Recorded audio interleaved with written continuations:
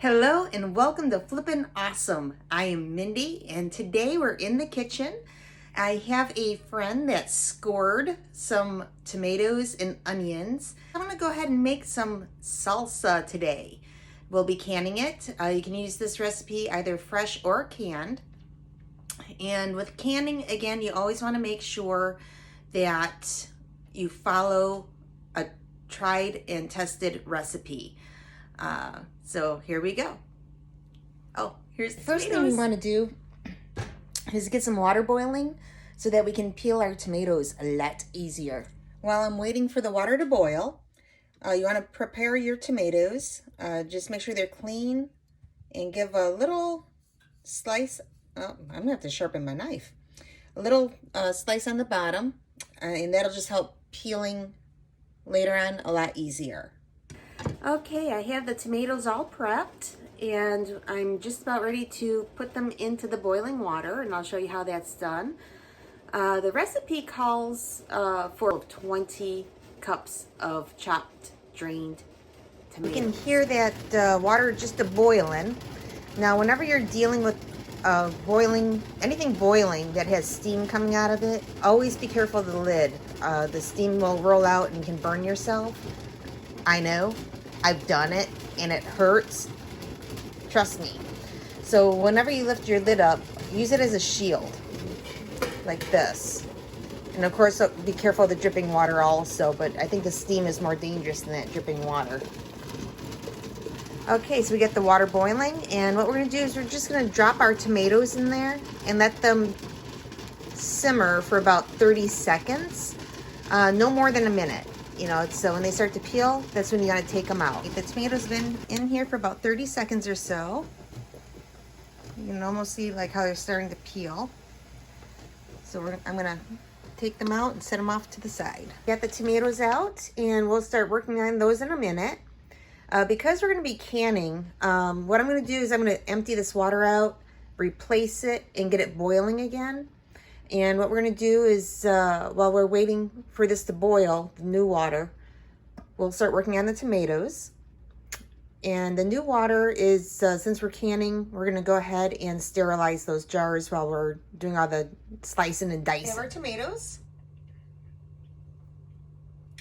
And they're pretty easy to peel. You can see the split right there. And they just peel like a banana. How easy is that? You know, and so that's what we'll do with all the tomatoes. And after we get them peeled, let's get this off. That's my junk pile right here. We're gonna go ahead and cut that stem off. And we want to remove the seeds. Now, when you cut the tomato like this, you can see that there's different sections. You know, some people will just turn it upside down and squeeze the tomato and they say it all comes out. I tried it. Tomato goes everywhere. I mean, it's going to go everywhere anyways, but it seems like it more so that way. So what I like to do is actually put my finger inside those little holes and kind of scoop out the seeds.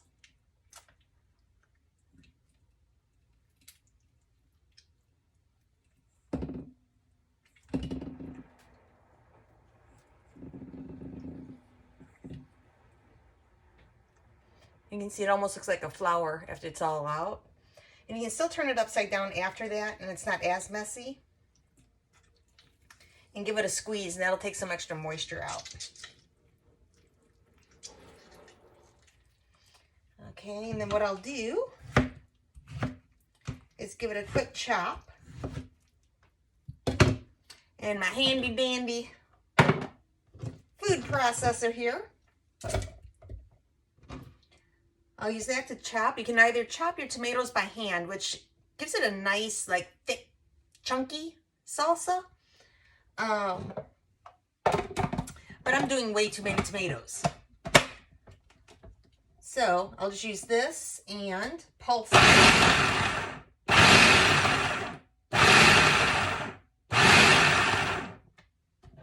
Give it a peek see.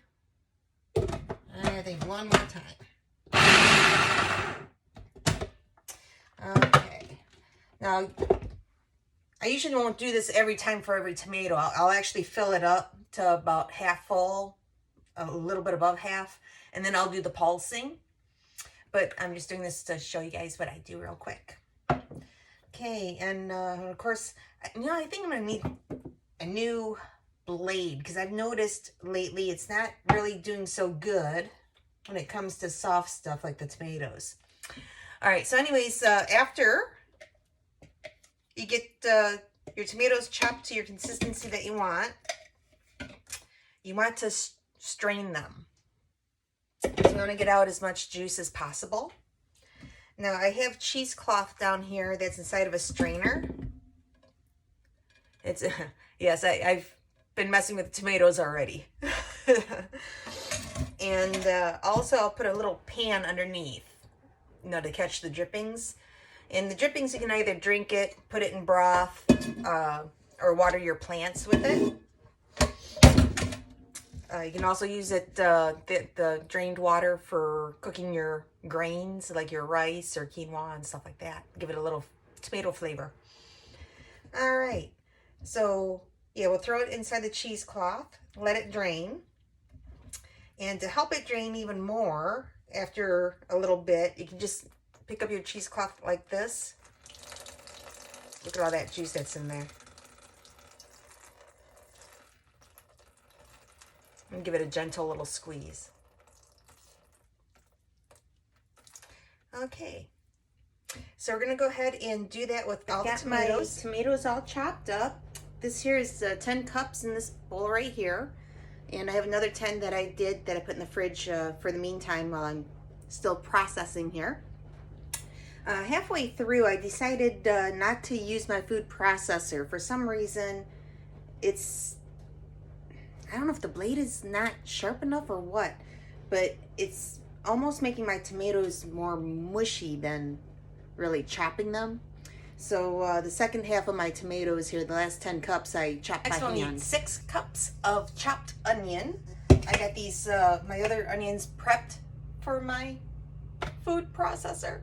Please work. I don't want to tear up having to cut these more. So anyways, 6 cups of chopped onion. Here's the onions, and it did work.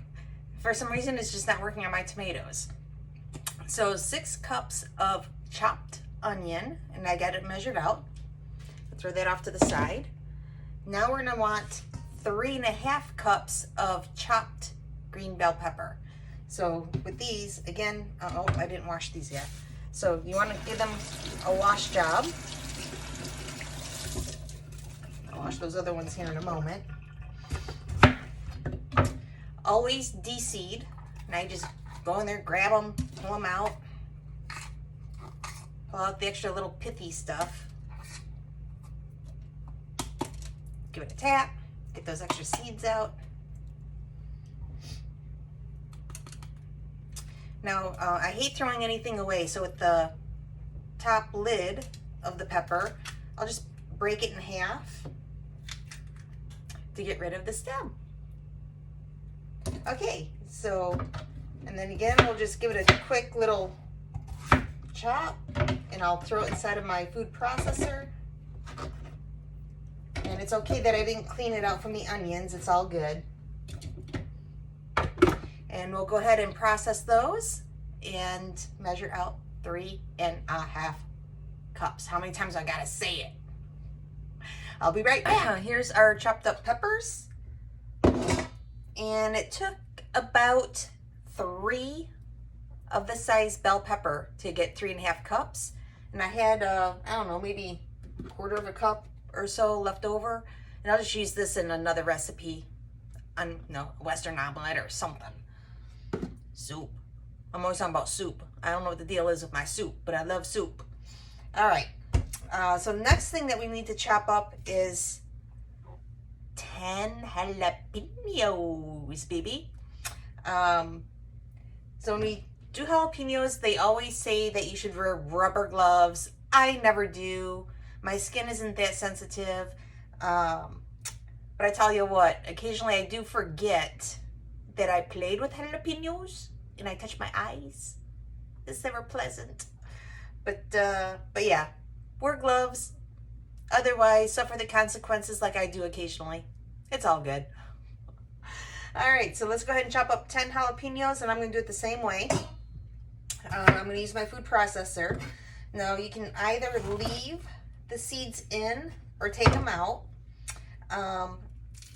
If I do take the seeds out and I pull it out with my fingers, some people will use a spoon, just to scrape it with your spoon to get the seeds out. So either way, but I'm going to leave the seeds in for the most part. I'll probably leave the seeds in half of them. Yeah. Just because it adds a little more spice. All right, so we'll see after I get these all processed. Here's my jalapenos. Now with those, I don't like to just chop them. I like to actually really let it go and make almost like a soupy paste out of it. I just don't like the big chunks of jalapeno in my salsa. All right, maybe I'm a little wimpy when it comes to the hot stuff. I don't know, but that's how I like it. So that's how I'm gonna make it. So you do what you like. You can either leave it in chunks, like your bell peppers, or smooth it out the best you can, which is what I like. Next would be the 14 cloves of garlic. Everyone has their own special way of getting the paper off their garlic. I've tried a couple different ways, but I still end up just smashing them and just peeling it from there.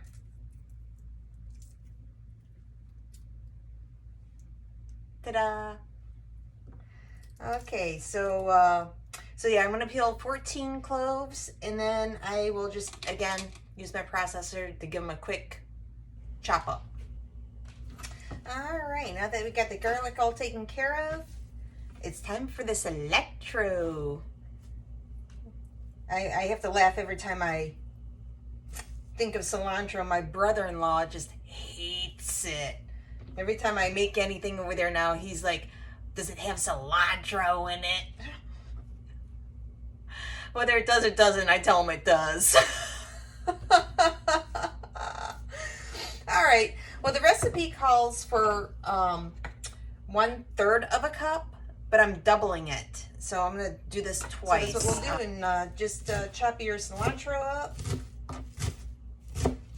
That looks like that might be good right there. Again, my handy dandy knife skills. We're going to start putting everything inside of a very large pot. This is what I'm currently using. So everything that we've chopped up so far, that's what we're going to do. Throw them right in here. Now, some other things that we're going to add to the pot is some seasonings. Now we're going to need 5 tablespoons, which, the bigger deal here, 5 tablespoons of the canning or pickling salt. And then we're going to need 5 teaspoons of ground cumin. Now this says that it's seed, but I did grind this up, so it is ground. Then we're going to need 5 teaspoons of black pepper. And optional is sugar. According to the recipe, it's optional, depending on the sweetness of your tomatoes.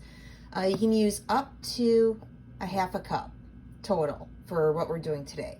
So I'm not sure if I'm going to throw some sugar in or not. I'm not a big sugar fan. So maybe, I don't know, I'll probably throw in 1/4 of a cup or so. But, okay, so I'm going to go ahead and do that. I'm just going to put it directly into my pot with the vegetables. The last ingredients that we're going to add to our pot are these 3 ingredients here. Now, the recipe calls for tomato sauce, not spaghetti sauce now, but tomato sauce. And what we're going to need is a total of 32 ounces or 2 16-ounce cans of tomato sauce. And that equals out to be about 4 cups also of tomato sauce. Now, this is not optional according to the recipe, so we got to make sure we put that in. There's tomato paste, and we can put up to 24 ounces of paste. Now, the tomato paste is optional. So depending on how well you drained your tomatoes or what kind of tomatoes you used, you may want to throw some paste in it to thicken it up. The last one is apple cider vinegar. and we're going to put in 2.5 cups of cider vinegar. And we're just going to go ahead and add that to the pot. Okay, let's get cooking! Everything is in the pan, and what we want to do now is give it a good stir. Turn it on like a medium-high heat, and let it come to a boil. Once it comes to a boil, we're going to put it back down to simmer and let it simmer for about 10 minutes, at which point we can start filling our jars. So while we have this going on, we're going to turn our canner water on. Make sure you get a little bit of vinegar in it. I forgot to do that earlier. Not a big deal. But yeah, let's put water in here with a little bit of vinegar and get this started also. This way it's boiling and we can reheat our jars. And everything should be ready to rock and roll here in a little bit. So I'll see you when we go to fill our jars. I'm still waiting for it to come to a boil. But oh my gosh. If you guys could just smell this, I'm telling you. You know, like right here, right here. Do a little scratch and sniff. It's amazing. Oh my gosh. You know, it's like if you had some chips, which I don't. I'm gonna have to run to the store and get some chips. But yeah, you could definitely give it a taste test. It's pretty darn good the way it is right now. I forgot to mention, you want to make sure you stir this occasionally so it doesn't burn on the bottom. So while we're waiting for this to come to a boil, and then another 10 minutes to simmer after it comes to a boil, let's go ahead and get some other things ready and prepped.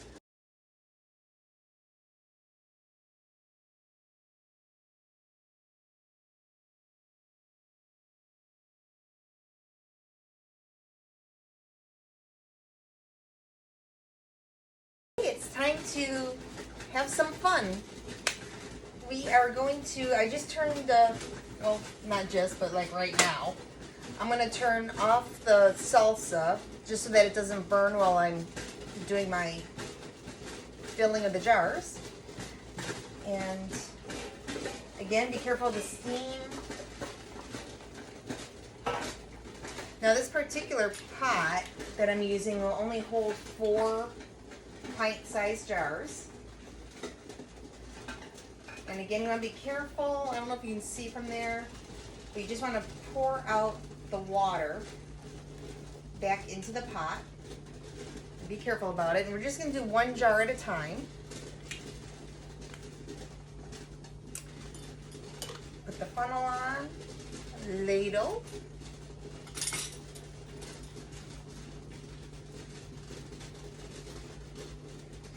And we're just going to give this another little stir so that we got some good stuff.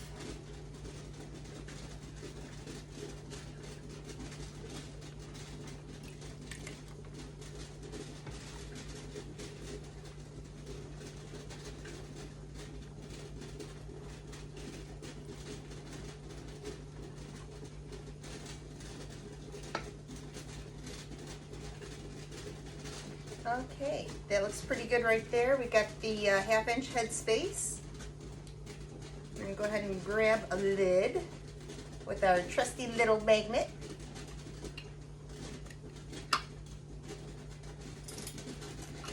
Now when we go to put the band on, now these jars are really hot. So you want to have a mitt of some sort or a towel to hold it. You just want to finger tighten it. Okay, you don't want to crank on it, you know, but give it a good little finger tightening. And then we'll pick it up with our clamps and we're going to set it back inside the hot water bath.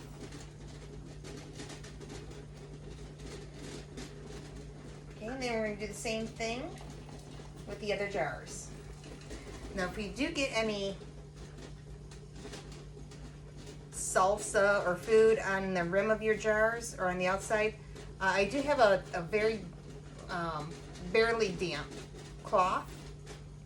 You just wipe it off.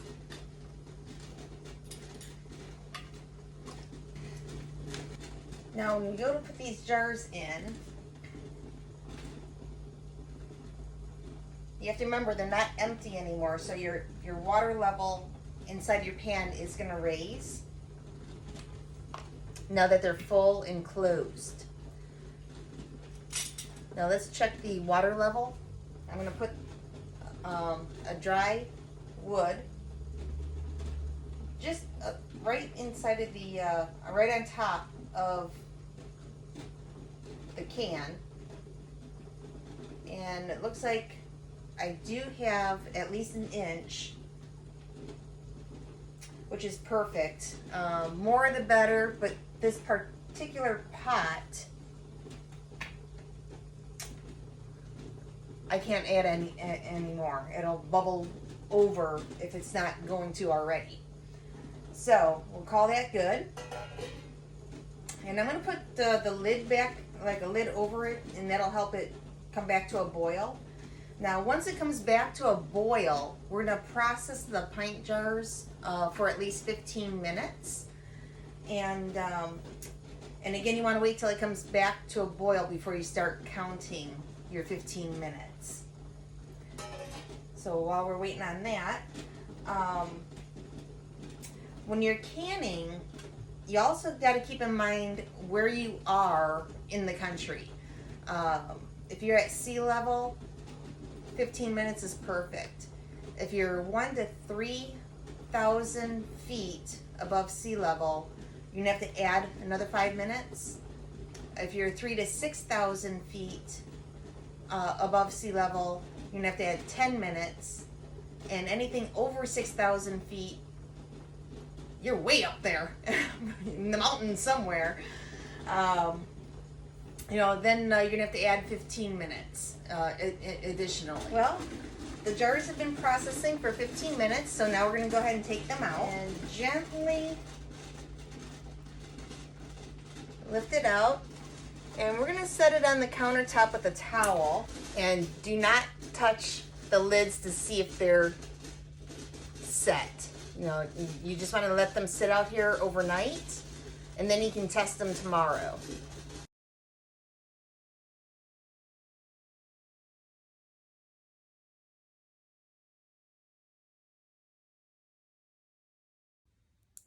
Well, good morning. I got up this morning and checked my jars, and they all sealed. Yay, that's always a bonus. And anyways, I went ahead and rearranged them, and I labeled them, and I'll show you what I did here. I did make 17 pints total, and now I kind of did a combination of like a full pint and half pints, but yeah, 17 total. And when you go to check your jars, you basically just want to give them a press, and you know they're sealed when you don't hear a popping. Now, if you hear a popping noise where the metal is going up and down, it's not sealed. At that point, you can go ahead and try resealing it in your hot water bath again, or just put it in your refrigerator and use it within a couple days. Now, when you go to label, some people use stickers. I prefer just to write on the lid, but I put down Salsa, and I will put, I'm having a hard time talking this morning. I will put the expiration date, and the jars, it said right on the package that they're good for 1.5 years. So I just put down a date for 1.5 years from now.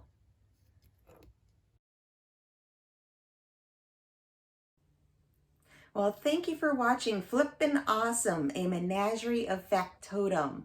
Again, my name is Mindy, and if you liked today's content, please subscribe down below. It really does help me out. Now, with my channel, you'll never know what I'll be posting. I'll be posting several different types of how-tos. Anything from the yard to the home to cooking, canning. I'm a menagerie of many different things. So whatever I end up doing, I'll be posting. Hopefully you'll enjoy my channel, and see you soon.